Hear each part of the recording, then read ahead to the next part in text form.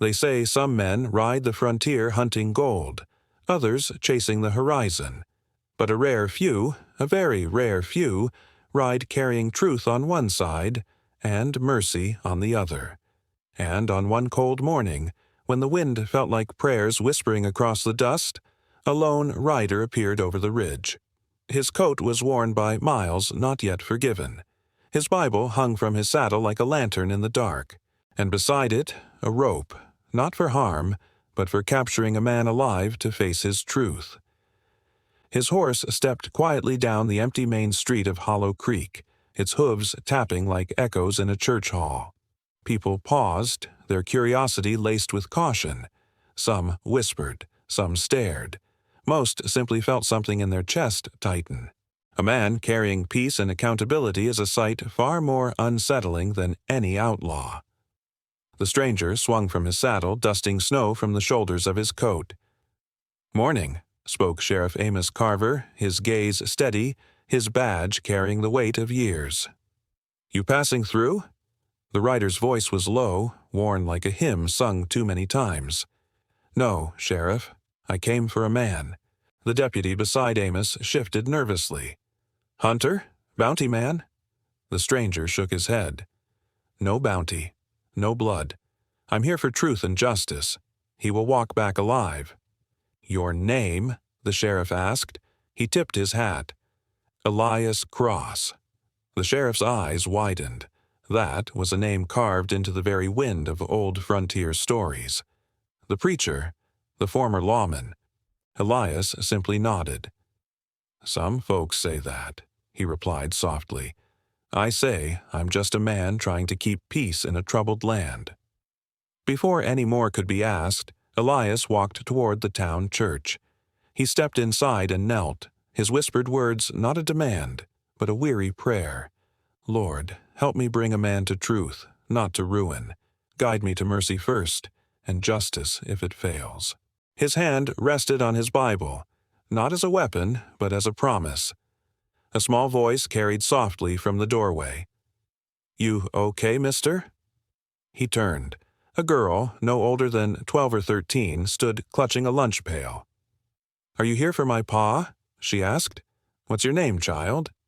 "Lila Mae Dawson." Her father's name, William Dawson, struck Elias with a quiet weight.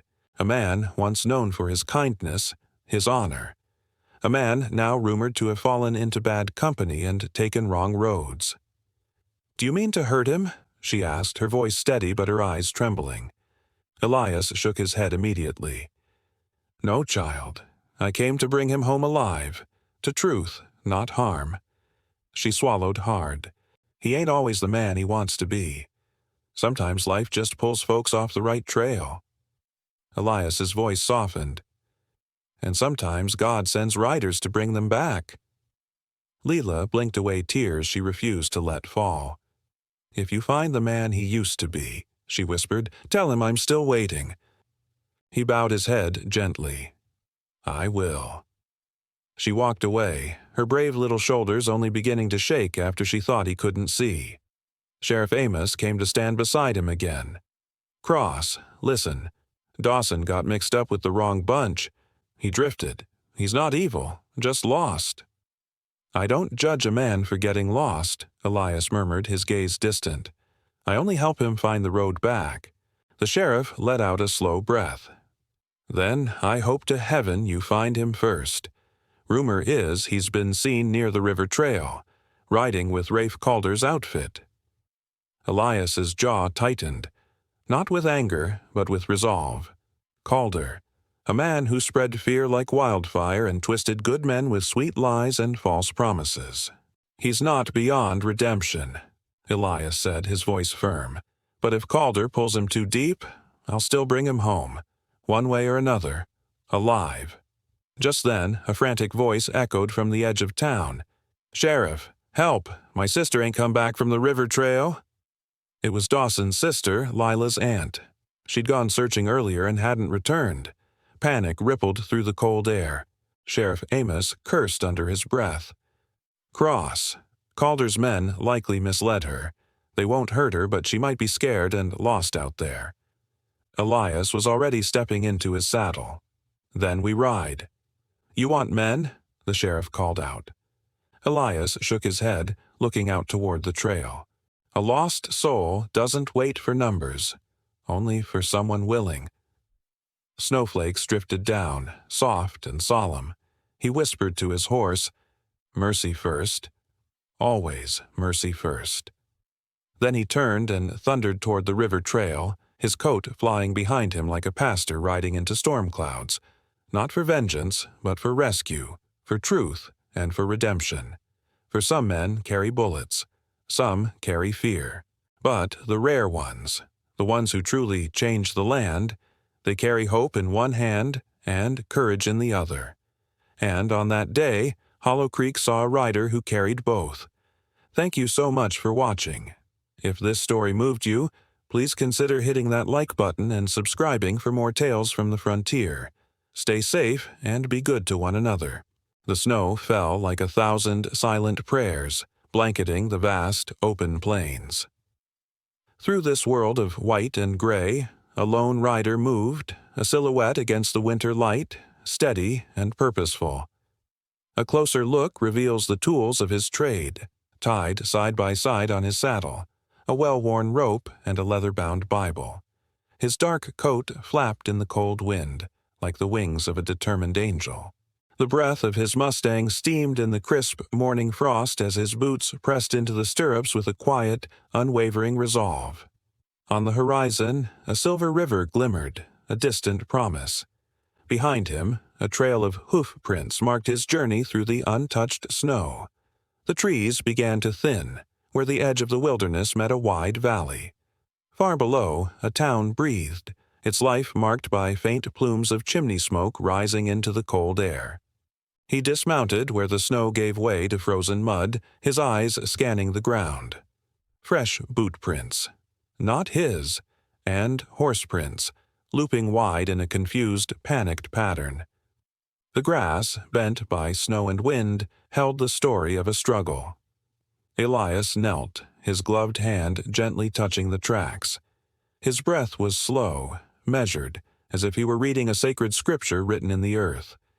He was a reader of signs, a tracker of lost souls. A faint, distressed cry of a horse echoed through the pines, a sound of fear cutting through the silence. He turned towards it, his grip tightening on the reins. Pushing slowly through frost-covered brush, the winter quiet felt heavy, expectant, like the moment before a storm.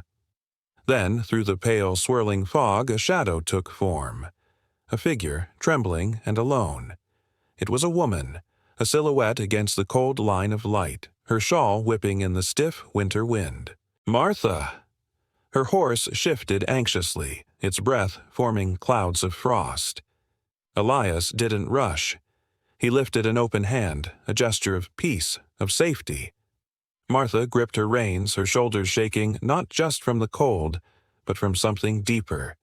When she turned, her eyes held no anger, only a profound, weary worry. He dismounted, the crunch of his boots on the snow the only sound. The rope on his saddle swayed softly. She looked helplessly back towards the distant, unforgiving hills, the wilderness that had almost claimed her. Elias approached, his presence a gentle, steady anchor. He took her horse's rope, his touch calm and sure. Martha glanced back at the wilderness one last time, a flicker of shame in her eyes for having gotten lost, for the trouble she'd caused. Elias simply offered a calm, reassuring nod. There was no judgment here, only deliverance. They mounted and began the slow ride back, their horses stepping carefully through a shallow, snow-choked creek.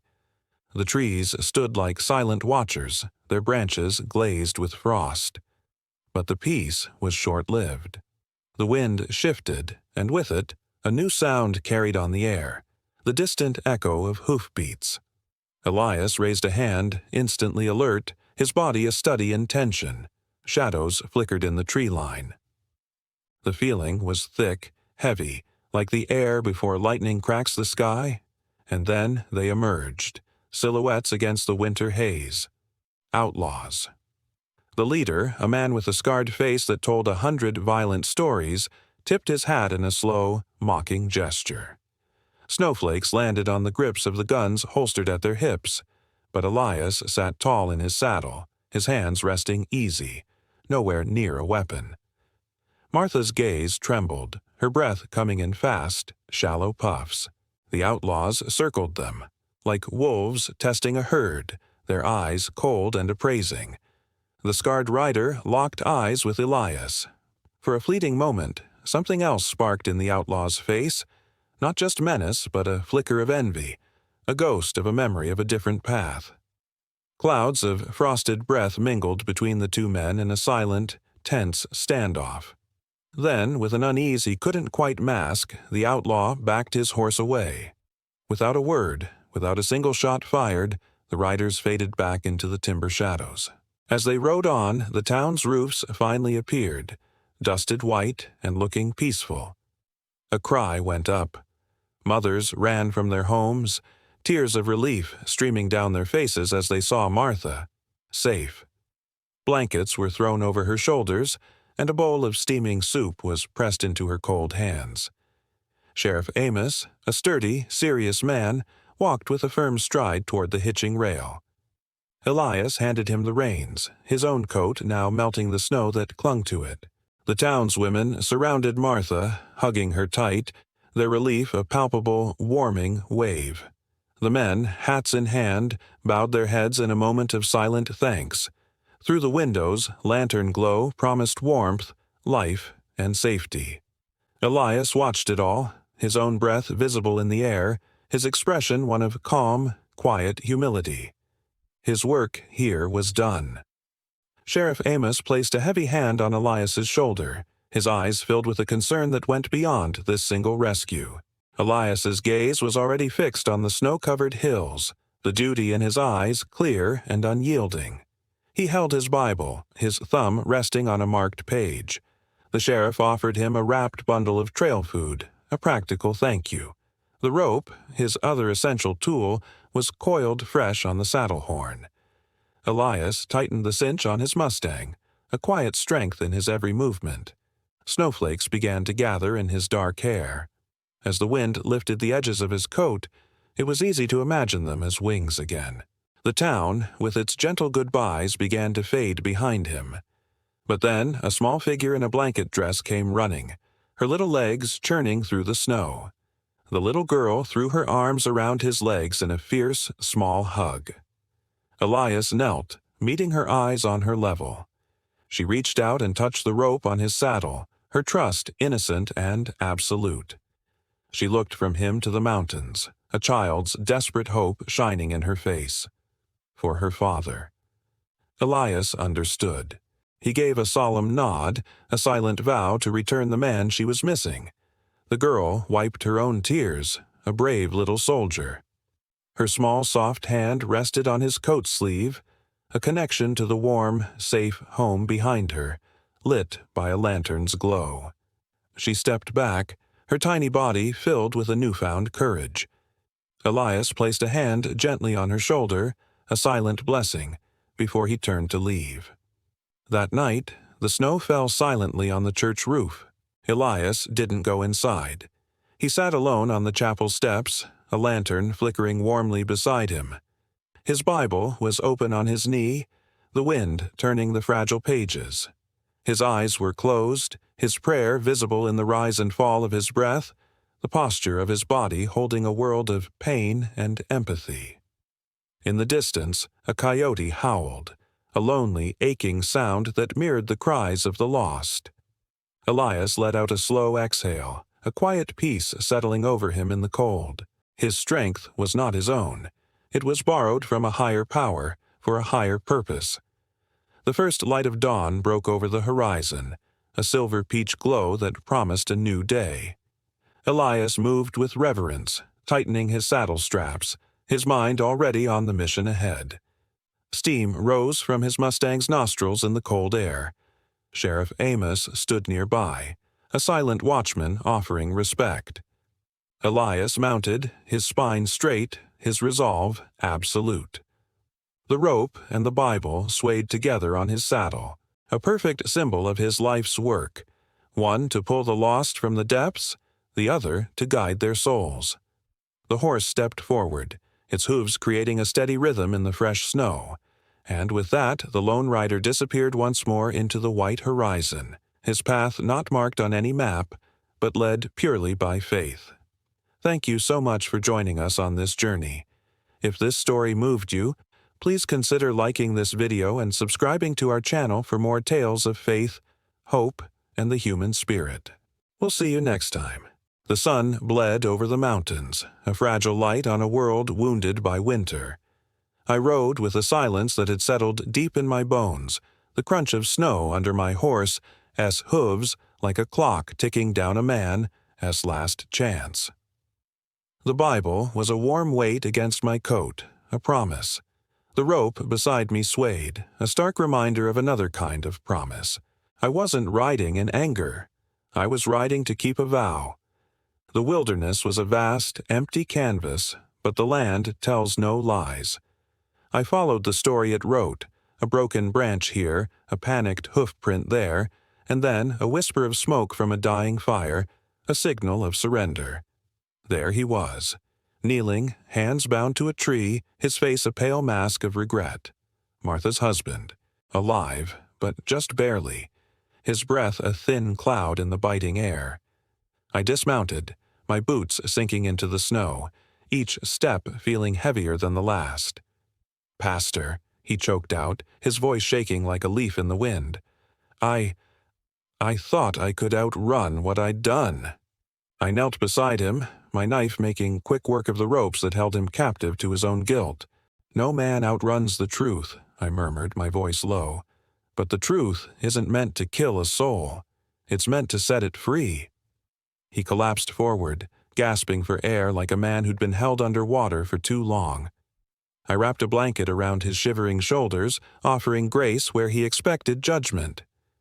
"Why did you leave?" I asked, the question soft but direct. Tears froze on his lashes as he spoke. "I failed them. I failed my wife, my little girl. She looked at me with so much hope, and I ran. I ran instead of being the man they needed me to be." A memory, sharp and cold as ice, surfaced in my mind. A small, lonely grave, a tiny hand I couldn't save. My jaw tightened. "Running isn't the failure," I told him, the words torn from a place of deep knowing. "Staying gone is." But before he could answer, the forest itself seemed to hold its breath. Hoofbeats, muffled by the snow, grew closer. 5 figures emerged from the trees, their faces scarred with the kind of cruelty that thrives in the cold. Outlaws. Their leader, a man I'd had words with on the trail, offered a smirk that didn't reach his eyes. "You came back, preacher. Should have kept riding." I moved without thinking, positioning myself between them and the trembling man behind me. "An unarmed man is no trophy," I said, my voice calm even. The outlaw sneered, his gaze flicking from me to the man I was protecting. "You carry a rope and a Bible. You here to hang him or to save him?" I didn't blink. Both tools serve the Lord. Which one a man receives? I gestured toward the husband. "Depends on whether he stands and faces what he's done." The outlaw's patience snapped. He drew his pistol, the metal glinting in the pale light. "You talk too much holiness for a dead man." I held his gaze, my own fear a distant echo. "It isn't death I fear," I whispered, the words steady as the coming sunrise. "It's failing the Lord's mercy." In that suspended moment, something shifted, something broke. The husband, weak and trembling, found his feet. He stepped forward, placing himself in the line of fire. "If there's a judgment to be had, it's mine. Leave him be." That single spark of courage, of a man choosing to stand rather than run, was enough. It wiped the smirk right off the outlaw's face. A gun cocked, the sound sharp and final. But another sound answered it, a sharp whistle slicing through the trees, followed by the thunder of a dozen hooves. Sheriff Amos and the men of Red Hollow burst into the clearing, rifles raised, their faces set with a resolve that outmatched any outlaw's greed. The ambushers froze. Even a wolf pack knows when the hunt is over. They lowered their weapons, their fight dissolving into the cold air. Silence fell, but it wasn't the silence of violence. It was something else, something holy. I turned back to the husband, my question simple. "Are you going to run again?" He shook his head, a lifetime of fear and shame finally breaking. "No," he whispered, "I'm going home." I gave a single nod, a benediction and an amen all in one. The ride back down the mountain was slow, but it was a journey toward the light, toward forgiveness waiting in the form of a wife's embrace and a child's tear-filled eyes. As we rode into Red Hollow, the town saw us, 2 men returning whole. A cry went up, and then a little girl, his little girl, broke from the crowd, running and screaming, "Papa!" with a joy so pure, so powerful that no sermon could ever capture it. From my saddle, I watched them reunite. A smile as rare and welcome as a spring thaw in deep winter touched my face. Sometimes the Lord's most beautiful hymn is simply a child's laughter. As dusk began to paint the sky in shades of gold and rose, I turned my horse back toward the horizon. The rope still swayed at my side. The Bible still rested warm against my chest. Some men ride to chase justice. I ride to deliver mercy. And in that quiet, endless world of dust and grace, I vanished down another lonely trail, not to punish the lost, but to bring them home. Thank you for joining me on this journey. If this story moved you, please consider liking this video and subscribing for more tales from the trail. Until next time, ride safe.